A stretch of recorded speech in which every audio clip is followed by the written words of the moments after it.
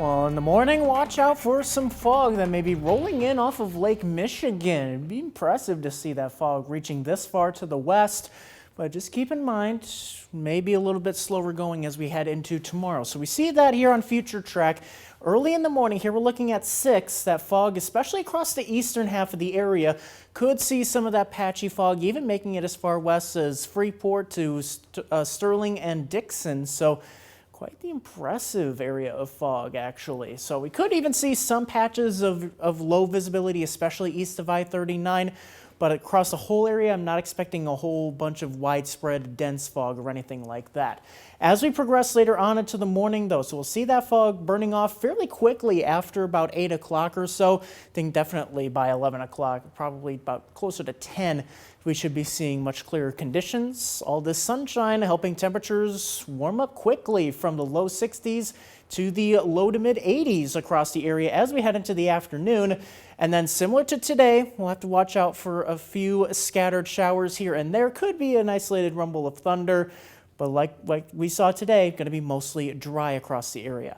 Thursday, though, is looking like a pretty impressive day. Highs getting right at the 90-degree mark in the forecast. Now, the Rockford record high for Thursday is 90. That was set back in 1944, so we definitely are in record territory. In fact, forecasting to tie that record a solid 20 degrees above our average high for the early to middle part of May. So definitely feeling a whole lot like summer, but when we get that warm, we see that risk for severe weather coming in, and that is certainly the case for Thursday. Level 2 out of 5 across most of the area.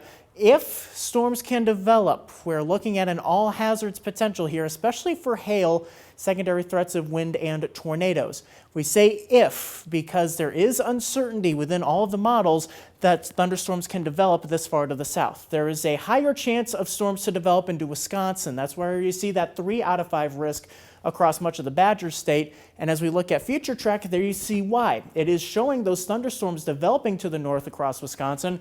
But as you get closer to northern Illinois, there you see that the storms are getting less likely to form. We are going to have a capping inversion overhead across Illinois. So if any storms can break through that cap, we see that potential for severe weather. Future Track is trying to show 1 or 2 storms trying to develop here across northern Illinois, but then they would gain strength the farther north and east they go. So we'll need to make sure to have multiple ways to receive warnings late in the afternoon, early in the evening on Thursday. Then as that front moves through, temperatures begin to drop, still in the 80s on Friday, a slight chance for a stray shower in the afternoon before we dry out and cool off over the weekend.